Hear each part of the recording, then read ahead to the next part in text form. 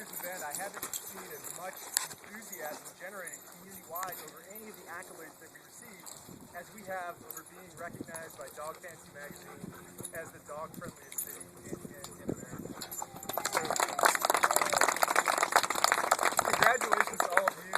That work, that didn't happen on accident. A lot of people put an extraordinary amount of work and vision into making the event so dog-friendly, especially Ben Parks and Rec. They've done an extraordinary job elevating Ben to become a dog-friendly community. The work of Dog Pack has been extraordinary, as well as the Humane Society. So this is a celebration for all of you. And today, most importantly, we have a guest of honor.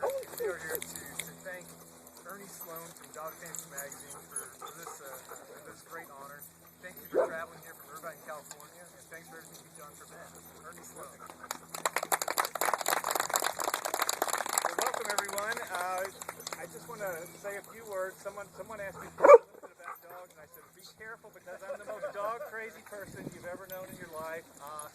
I'm editor of DogTown USA magazine, which is the most widely read dog magazine in the world, but I'm also senior editor of the largest dog magazines in the world and the largest cat magazines in the world. So, but we haven't talked about that.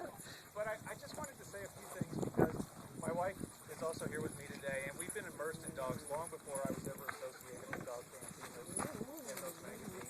We've been interior reps for 17 years, and never mind the dog barking, that's okay. Rescue. Normally we'd be volunteering in the shelter today, a greyhound shelter. We've been doing that for 8 years. And then we have a therapy dog that we take to hospitals, and actually just got our second dog that we've certified to go to hospitals and visit nursing homes. And so we're really deeply involved in dogs long before the magazine. But this process of finding the most dog-friendly city in America is, I know there's so many dog competitions out there that are kind of frivolous and fun, and it's kind of an enjoyable thing. But we take this extremely seriously. We hire a professional researcher and editor who spend 3 months, and they do quantitative analysis. We ask a ton of questions, and thanks to Tana and everyone, at Visit Ben and the chamber and the shelter to give us all the data. So, and then we go, and all of the editors on the staff go through the qualitative. We get people to submit statements about the area, what it's like, what are the people like, what are the activities to do, and all of that goes into really narrowing down places that are truly dog friendly, because there's a lot of scenic places in the country. There's a lot of really cool places, but this is a really special place. I'm going to talk a little bit, just briefly, about dogs and how the rules of dogs are changing. Someone mentioned, there are now many dog parks around the country. The first dog park was in 1989, and it's a very recent thing, and it's just taken off. It's exploded, and I think the role of dogs has been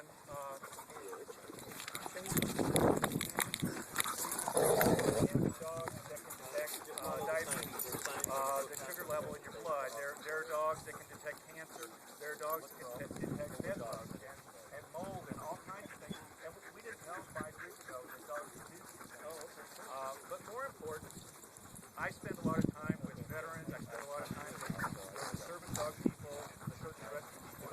We have a great avalanche, the Mount Bachelor Avalanche Rescue group here, and they really save lives when they're needed. There's no piece of equipment. There's nothing made by man. There's nothing that can find or rescue someone as quickly as the nose of a dog.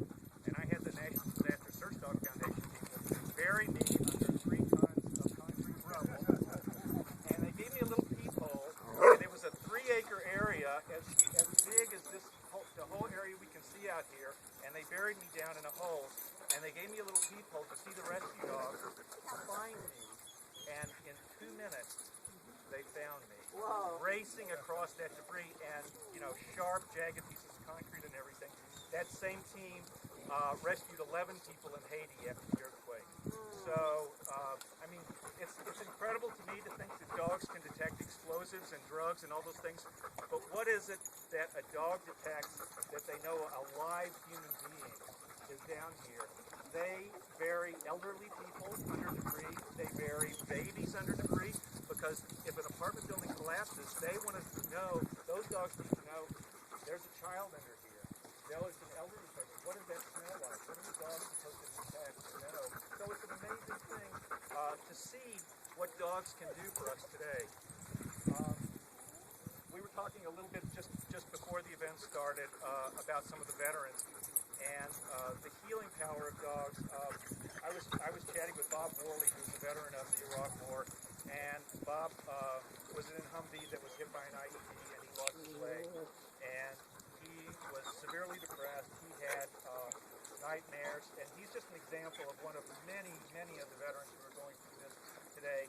And Bob got a service dog to assist him, and he said, you know, I knew the dog would help me just get along with my daily life, but what happened was the dog started alerting him that he was about to have a nightmare.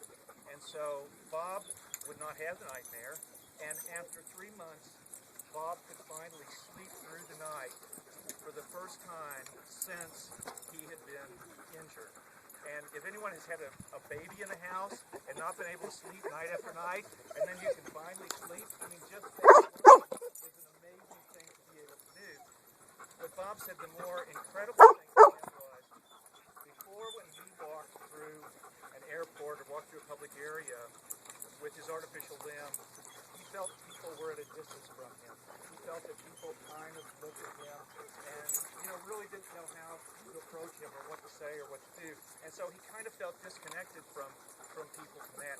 But once he got the dog, he said, the dog connected me back to people. People would come up to me and say, what a great dog, what's your dog? You know, and he would suddenly just have a regular conversation. And he said, it brought me back to the normalcy. It brought me back to where people could socially connect with me, and I felt like a normal person again. So the dog was assisting him in a home, helping him get up when he needed help, and stopped him from having night sweats and nightmares, and could sleep again at night. I mean, think how dogs change the lives of people who are blind, how they change the lives of so many people today in so many ways. But the social aspect of dogs is really an incredible thing, and I witnessed it in Bend last night because I was at First Friday. And, you know, you guys just should have sent me a video of First Friday. That's all you needed to do. You didn't just answer. I mean, I was down there. I seen people had dogs at their restaurant tables. People were stopping and talking to them. You know, you can walk 3 blocks down the street, and people might acknowledge you or tip their head or say hi or whatever.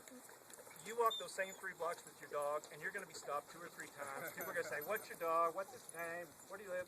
We were here this morning, and there was a lady who was here when we first walked up, and she had her dog out here, and another woman came up and said, oh, this is my second time here. Hey, I think you're my neighbor.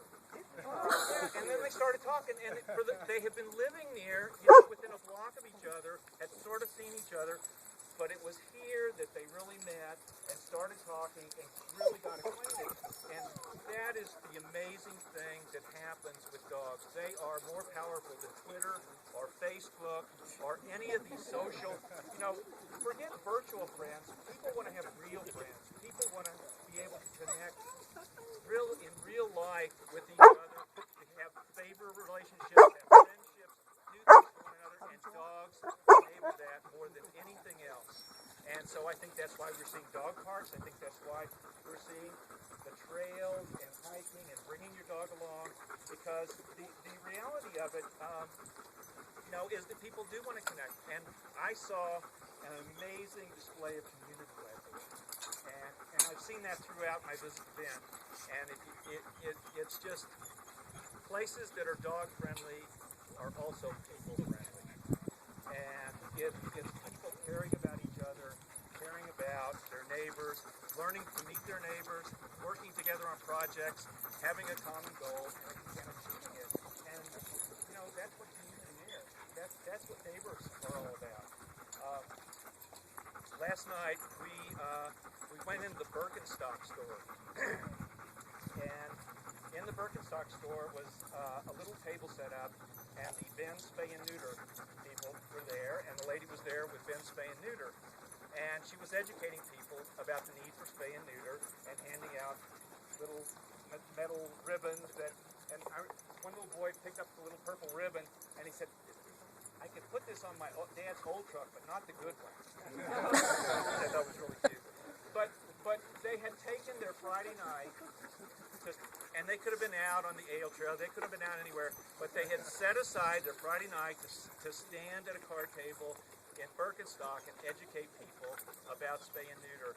And the reason we're here today, the reason Bend has been named the most dog-friendly town in America is because of you, because of all the people here and of all the people who are not here who said, I'm going to take the time and make the effort and work together with everyone else. And so I think this is a credit to your efforts. This is a credit, to what you have achieved, and I'm thrilled to make this award. Can we have a check?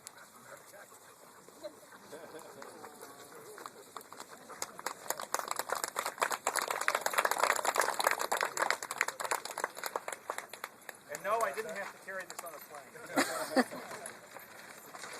Somewhere in here. Well wrapped.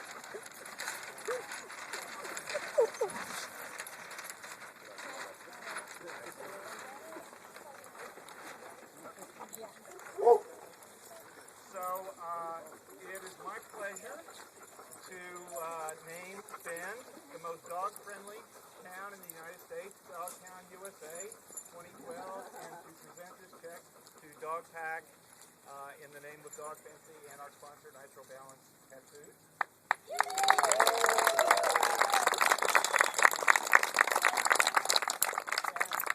Natural Balance is also donating 1,000 meals to the Humane Society for the residents. And we also have a plaque.